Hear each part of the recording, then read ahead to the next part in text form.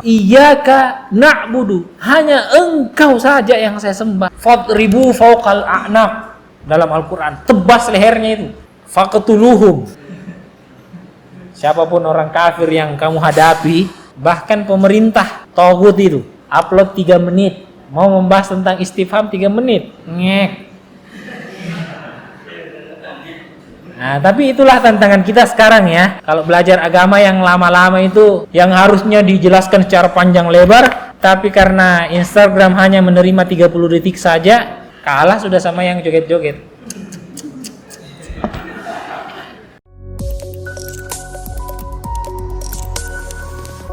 Warahmatullahi wabarakatuh.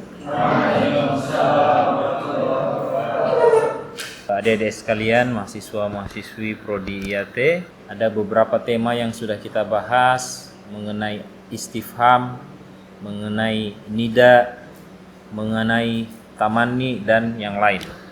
Nah, sekarang kita akan lanjut ke materi berikutnya, yaitu tentang al-qasru. Al-qasru itu artinya membuat simple, mempersingkat. Sama kalau misalnya sholat jamak qasar. Nah, sholat qasar itu yang harusnya 4 rakaat dipotong jadi 2. Nah, jadi dikhususkan, dibuat singkat, dibuat lebih simple. Itu secara bahasa al-qasru.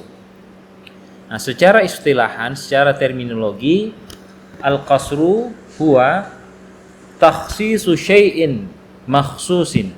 Jadi mengkhususkan sesuatu dengan cara-cara tertentu. Nah, dalam al-qasar ini ada 2 unsur, atau ada 2 rukun, atau ada 2 bagian pokok.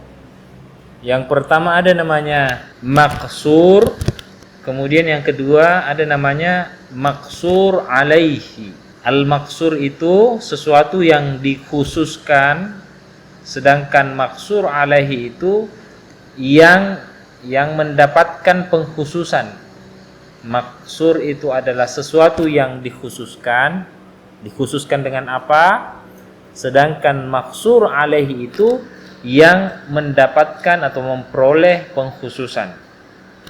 Contohnya, di dalam Al-Qur'an Allah berfirman, "Wa ma Muhammadun illa rasulun qad khalat min qablihi ar-rusul."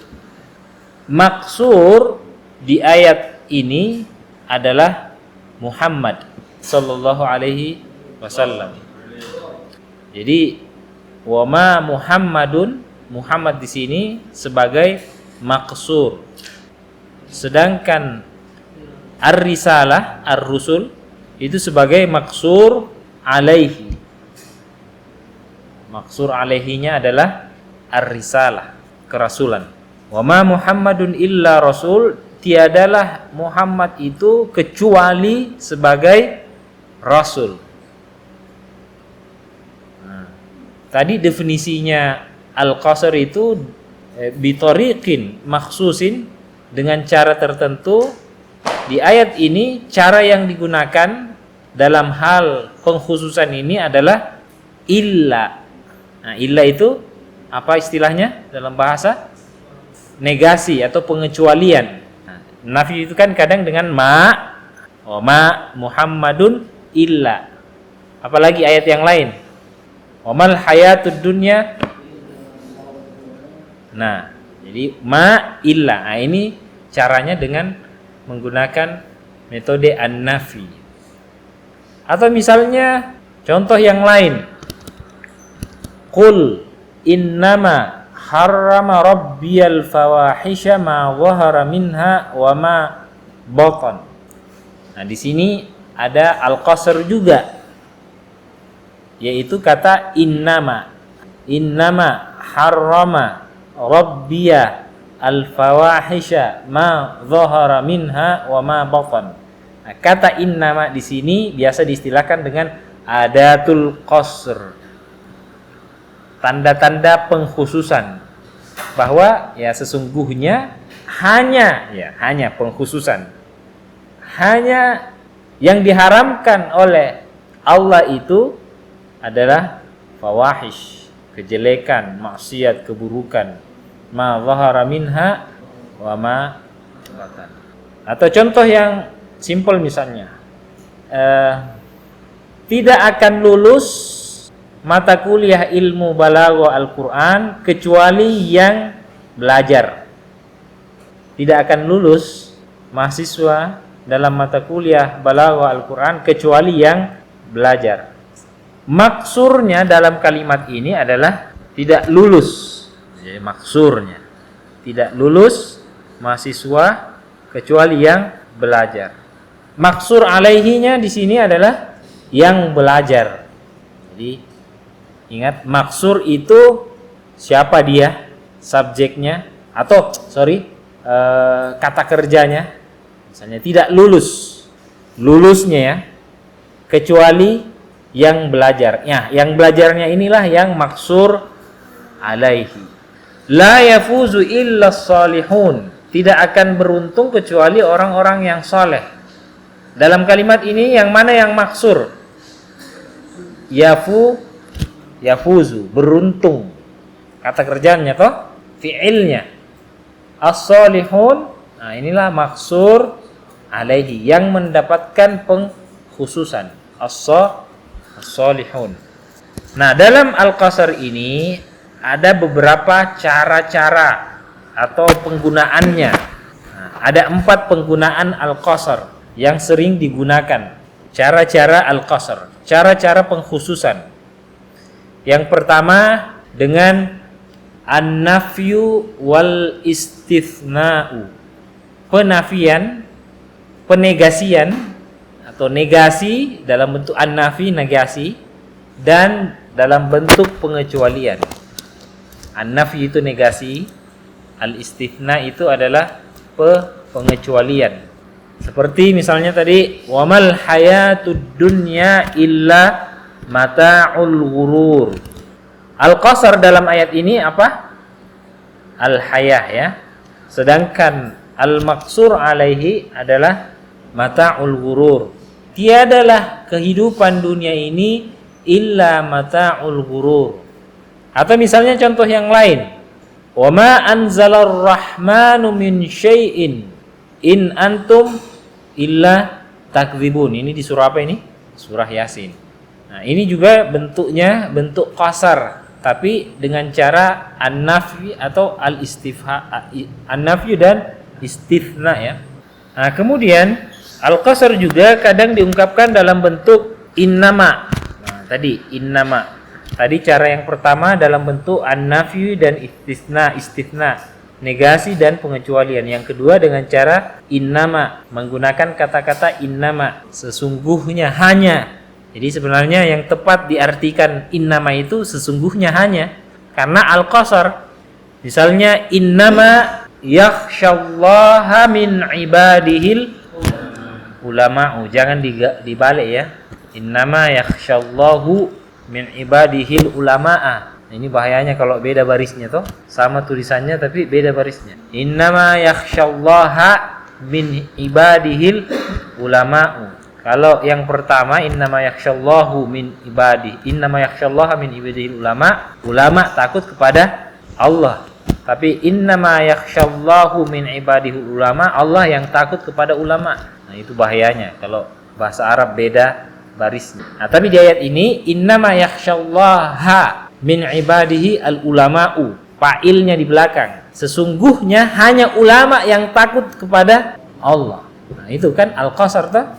Jadi lebih tepat diartikan dengan makna al-qasar. Jadi jangan hanya diartikan sesungguhnya yang takut kepada Allah dari sebahagian hamba-hambanya adalah ulama. Nah, lebih tepat kalau ada makna hanya, karena terbatas, khusus hanya ulama saja di antara hamba-hambanya yang betul-betul takut kepada Allah. Tidak semua takut kepada Allah toh?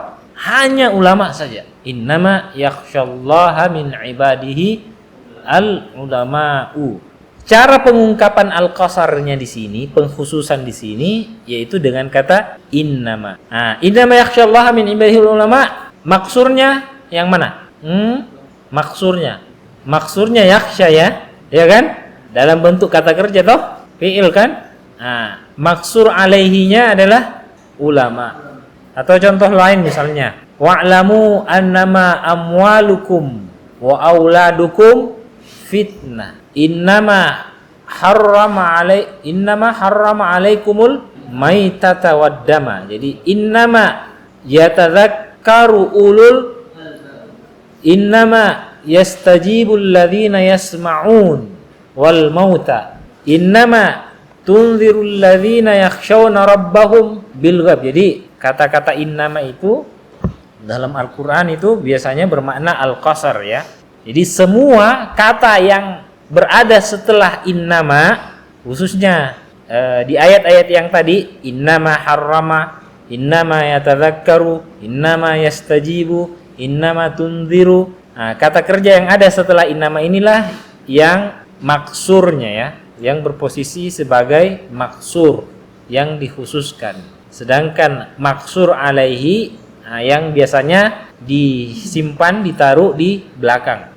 Nah, kemudian model ketiga ya, al-qasar. Tadi yang pertama apa? Naf dan istitsna, negasi dan pengecualian. Yang kedua adalah innama dengan kata innama. Dan yang ketiga adalah dalam bentuk al-ataf. Al-ataf. Tahu ataf? Dengan ataf itu seperti misalnya kalimat la, bal, lakin. Ataf ini semacam kata sambung atau kata penghubung. Misalnya al-qasar pengkhususan dengan kata la, ataf la ya. Al-fakhru bil ilmi la bil mali. Al-fakhru artinya apa? Kemuliaan. Orang mulia itu bil ilmi, dengan ilmu pengetahuan, intelektualitasnya. La bil mali, bukan dengan hartanya. Yarfa'illahu alladhina amanu minkum walladhina utul ilma darajat. Jadi derajat, kemuliaan, ketenaran, kehebatan yang dinilai itu dari ilmu, bukan bil mal. Al-fakhru bil ilmi, kemuliaan itu dengan ilmu pengetahuan, la bukan bil mali, dengan harta benda. Fuad Fansuri syairun la mudarrisun misalnya. Atau Muhammad Andi Saputra syairun la katibun. Muhammad adalah seorang penyair, bukan seorang penulis. Nah, kemudian contoh ataf dengan bal. Ma Muhammadun qaiman bal qaidun. Atau sama tadi contoh yang pertama ya. Tadi contoh pertama al-fakhru bil ilmi la bil mali. Kemuliaan itu dengan ilmu, bukan dengan harta. Nah, ini bisa diubah dalam bentuk bal atau lakin. Mal fakhru bil mali bal bil ilmi. Dirubah kalimatnya, susunannya. Tadi al-fakhru bil ilmi, ilmi dulu, la bil mali. Nah, ini karena dibuat dalam bentuk kata bal, akan tetapi, maka diubah sedikit susunan kalimatnya, katanya menjadi mal fakhru bil mali bal bil ilmi. Tidaklah kemuliaan itu dengan harta, tapi bal dengan ilmu pengetahuan. Nah, kalau tadi kan yang pertama kemuliaan itu dengan ilmu, bukan dengan harta. Kalimat yang kedua karena menggunakan kata bal, bukan mal fakhru bil mali bal bil ilmi. Jadi kalau dalam balaghah itu tidak menggunakan kata la ya. Nah, la cocoknya tadi maksurnya yang ada setelah kata la.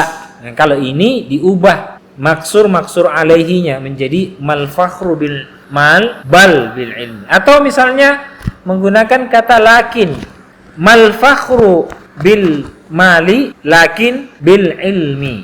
Tinggal diganti saja balnya menjadi lakin. Mal fakhru bil mali lakin bil ilmi. Atau misalnya mal fakhru bin nasabi lakin bit taqwa. Tidaklah kemuliaan itu dilihat dari nasab. mau dia anak raja, mau dia keturunan apa, tapi yang dinilai adalah at-taqwa. Mal fakhru bin nasabi lakin bit taqwa. Nah, itu yang ketiga ya. Yang pertama tadi an-nafi istitsna, innama, dan yang ketiga adalah dengan ataf. Ataf ini ada 3 lagi. Bisa dengan menggunakan kata la tadi, al-fakhru bil ilmi la bil mal, atau bisa menggunakan kata bal dan lakin. Nah, sama aja, bal dan lakin sama. Mal fakhru bil mal bal bil ilmi, atau mal fakhru bil mal lakin bil ilmi. Kemudian yang terakhir, yang keempat, al-qasr itu dengan mendahulukan yang seharusnya diakhirkan. Yang seharusnya biasanya maksur alaihi itu kan di belakang ya. Tadi di depan kan maksur. Biasanya yang maksur itu di depan, selalu ditaruh di depan, apalagi kalau ada innama tadi. Tapi ini malah yang didepankan adalah maksur alaihi, yang seharusnya biasanya dia di belakang toh. Nah, sama seperti khobar muqaddam toh. Biasanya mubtada yang di depan, tapi kadang khobarnya yang ditaruh di depan, mubtada'nya yang dibelakangkan, namanya mubtada muakhar, kemudian khobar muqaddam. Nah, sama seperti al-qasr ini. Yang keempat, model yang keempat, terkadang qasar itu maksur alaihinya yang dibawa ke depan, maksurnya yang dibawa ke belakang. Contohnya yang selalu kita baca misalnya, iyyaka na'budu wa iyyaka nasta'in. Iyyaka na'budu. Iyyaka di sini adalah maksur alaihi yang mendapatkan pengkhususan, hanya Allah, dia saja. Apa yang dikhususkan kepada Allah? Na'budu, menyembah. Kata kerja toh? Nah, maksur, biasa itu cirinya maksur itu kata kerja toh? Menyembah.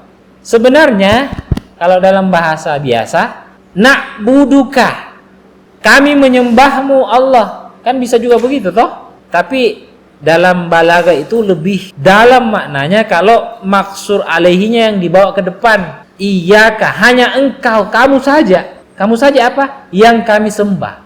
Saya beri contoh. Betapa indahnya kalimat Al-Quran ya. Kalau saya mengatakan saya mencintaimu, I love you, saya mencintaimu, toh, saya mencintaimu. Dibanding kalau saya mengatakan hanya engkau yang saya cinta, yang mana yang lebih dalam maknanya? Hanya kamu saja. Kalau saya mencintaimu, boleh jadi saya juga mencintai yang lain. Saya mencintai kamu A, saya mencintai juga yang B, saya mencintai C juga, D, dan yang lain.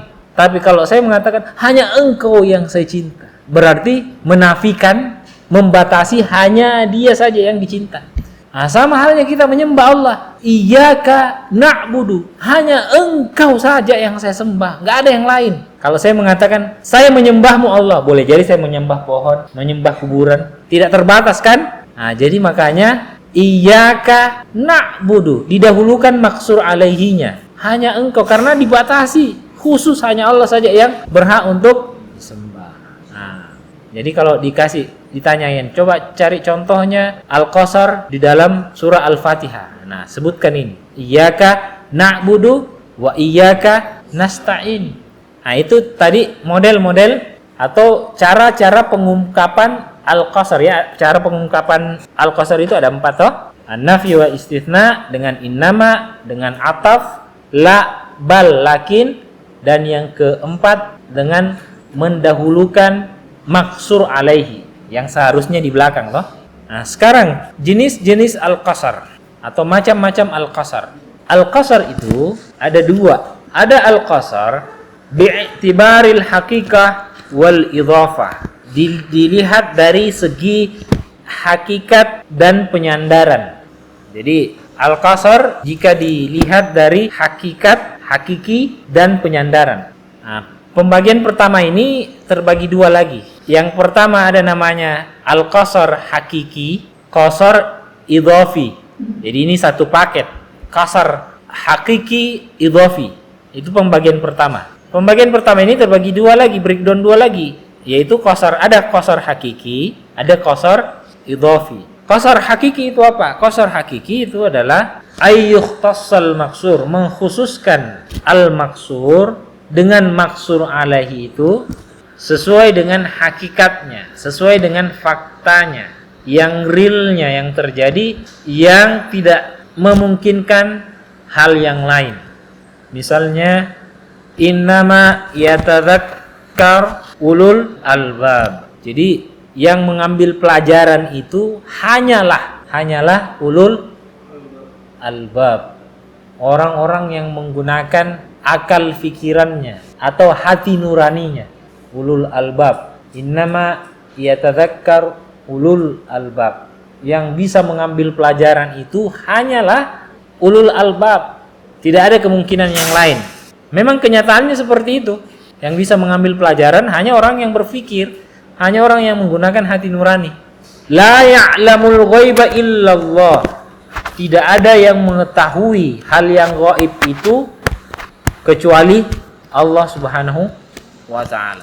La khaliqa illallah. Tidak ada pencipta, sebenar-benarnya pencipta kecuali Allah.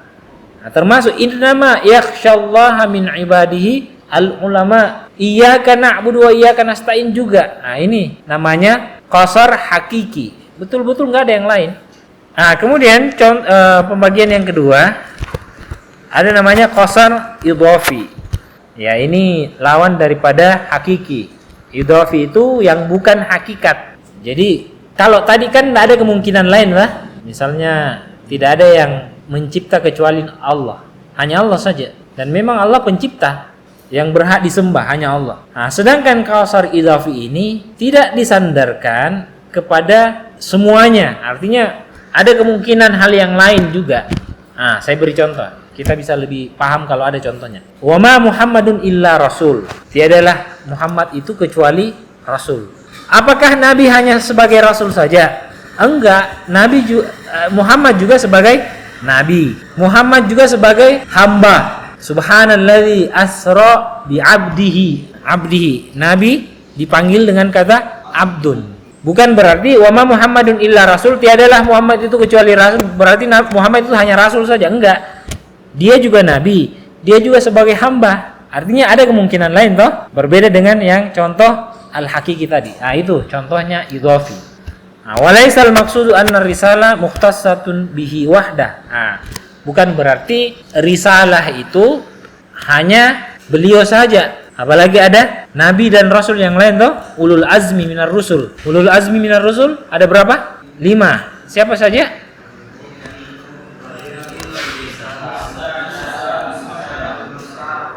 Apa ayatnya? Syara'a lakum.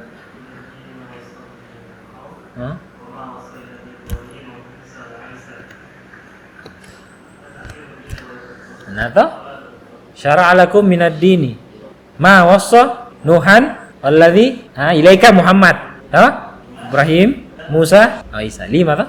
Nah, jadi kalau ditanya apa ayatnya ulul azmi minar rusul, nah itu ayatnya. Surah apa itu? Asy-Syura. Syara'a lakum minad dini ma wassa bihi Nuhan walladzi auhayna ilaik ma wassayna bihi Ibrahim, dan seterusnya. Nah, ini contoh idhafi. Itu ada kemungkinan yang lain. Muhammad selain rasul, beliau juga sebagai nabi.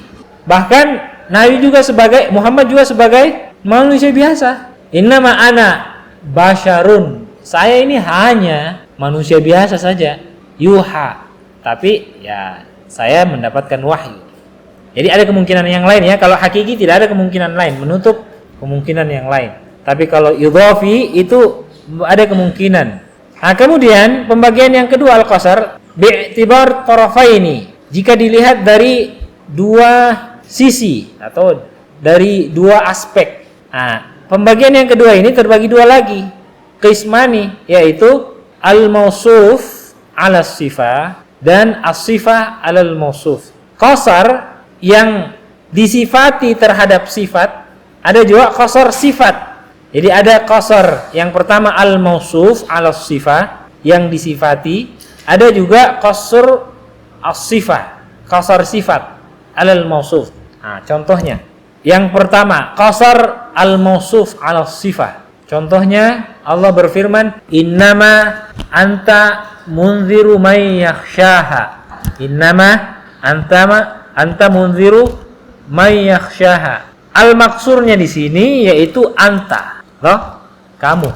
Innama anta munziru. Anta di sini adalah maksur toh, karena dia berada setelah innama. Anta di sini juga sebagai mausufnya yang disifati. Wal maksur alaihi, sedangkan maksur alaihinya di sini adalah munziru, inzar. Sebagai apa inzar artinya apa? Pemberi peringatan. Pemberi peringatan inilah sebagai sifatnya. Anta yang disifati. Apa sifatnya? Inzar, yaitu memberi peringatan. Innama anta, kamu apa? Munziru, pemberi peringatan. Anta sebagai mausuf yang disifati, sifatnya adalah inzar, munzir. Nah, itu yang pertama, al-mausuf yang disifati dengan sifat. Kemudian contoh yang kedua yaitu qasar sifat, sifat terhadap yang disifati. Contoh, wa ma ya'lamu junuda rabbika illa hu. Dan tiadalah yang mengetahui tentara-tentara Tuhanmu itu kecuali Dia. Maksurnya di sini adalah ya'lamu, bagus. Ilmu, mengetahui toh? Jadi setelahnya kata nafi, istitsna, ma ya'lamu. Al-ilmu, maksurnya al-ilmu, ya'lamu. Ilmu di sini adalah sifatnya, ya kan? Sedangkan maksur alaihi di sini adalah wa ma ya'lamu junuda rabbika illa. Nah, jadi setelah illanya itulah yang maksur alaihinya. Tiadalah yang mengetahui kecuali Allah, Dia, kecuali Dia. Setelah illah, Dia itulah maksur alaihinya yang mendapatkan pengkhususan, yaitu Allah. Nah, dialah juga Allah di sini yang disifati, ya. Al-mausuf, sifatnya kan ilmu toh. Siapa yang disifati? Yaitu Allah. Jadi mausuf itu yang disifati. Kalau tadi yang pembagian pertama, innama anta, maksur, dia maksur tapi dia sebagai mausuf, dia yang disifati. Sifatnya apa? Inzar. Tapi di contoh yang kedua, pembagian yang kedua, wa ma ya'lamu junuda rabbika illahu, tiadalah yang mengetahui. Nah, yang mengetahui itu adalah sifat ilmu. Siapa yang disifati dengan ilmu adalah Allah. Fal maksuru huwa al-ilmu wa hiya as-sifah. Maksur di ayat ini adalah ilmu dan dialah sebagai sifat. Wal maksur alaihi, dan maksur alaihi di ayat ini adalah Allah, wa huwal mausuf. Nah, dialah sebagai mausuf yang disifati. Walidzalika yakunul qasrul ilmi Allah, mengkhususkan ilmu kepada Allah, yaitu qasru sifatin ala mausuf, mengkhususkan sifat terhadap yang disifati. Nah, sebenarnya ada pembagian yang ketiga. Sedikit lagi. Al-qasar bi'tibar hal al-mukhatab. Qasar itu berdasarkan keadaannya audiens, lawan bicara. Nah, jadi pembagian qasar berdasarkan keadaannya pembicara. Ini pembagian yang ketiganya qasar. Pembagian yang ketiga ini terbagi menjadi tiga bahagian lagi. Yang pertama, qasar ifrad, personal atau tunggal, qasar ifrad. Contoh, ma zaidun illa syair. Ma zaidun illa syair. Nah, ini diucapkan ketika audiensnya meyakini bahwa Zaid ini ada profesi yang lain. Jadi jika lawan bicara ini kan berdasarkan lawan bicara atau tadi audiensnya. Kalau misalnya audiens menganggap Zaid ini dia sebagai penyair, dia juga sebagai penulis. Tapi dengan mengucapkan ma Zaidun illa syair, berarti namanya mengifratkan Zaid yang menurut lawan bicara ini banyak profesinya, tapi saya mengatakan enggak, tiadalah Zaid itu kecuali penyair, dia hanya penyair saja. Nah, ini berdasarkan lawan bicara yang meyakini mungkin ada kemungkinan yang lain, tapi dengan ucapan saya ma Zaidun illa syair, bahwa hanya syair saja, penyair, dia bukan penulis. Nah, itu namanya qasar ifrad. Kemudian yang kedua ada namanya qasar al-qalb. Nah, ini diucapkan ketika lawan bicara meyakini hal yang berbeda. Jadi dia menafikan, seperti ma Zaidun illa syair, sama contohnya. Tapi karena lawan bicaranya berbeda, lawan bicaranya ini meyakini Zaid ini bukan penyair tapi penulis. Zaid ini bukan penyair tapi penulis. Tapi saya mengatakan ma Zaidun illa syair, tidak, Zaid itu adalah penyair, tapi lawan bicara saya mengatakan dia penulis. Nah, ini namanya qasar al-qalb, menafikan apa yang lawan bicara yakini. Berbeda toh? Kalau yang pertama tadi lawan bicaranya dua. Zaid itu syair, dia juga penulis. Tapi kalau saya mengatakan ma Zaidun illa syair, saya hanya memilih satu saja. Dia bukan penyair. Dia bukan penulis, hanya penyair saja. Meskipun kamu yakini itu Zaid itu dua, tapi saya menegaskan bahwa dia satu saja, penyair saja. Tapi contoh al-qalb ini, kasar al-qalb yang kedua ini, enggak. Lawan bicara hanya meyakini, oh Zaid ini bukan penyair, penulis. Nah, maka saya mengucapkan enggak, Zaid itu penyair, bukan penulis. Berbeda toh, lawan daripada aks. Nah, jadi di sini disediakan aksul hukmi. Jadi berbeda, bertentangan 180 derajat dengan apa yang diyakini oleh lawan bicara. Nah, itu contoh yang kedua. Kemudian yang ketiga, pembagian yang ketiga ada namanya qasar ta'yin. Nah, apa itu ta'yin? Jika lawan bicaranya itu mutaraddid, galau, bingung, fil hukmi, dalam menetapkan hukum, keyakinannya antara maksur alaihi dengan yang lain.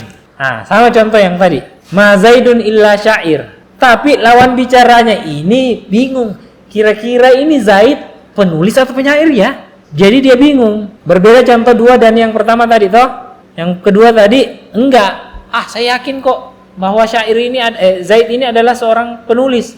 Nah, saya balas dia, enggak, dia penyair. Berarti bertolak belakang toh. Kalau yang pertama tadi dia meyakini dua-duanya.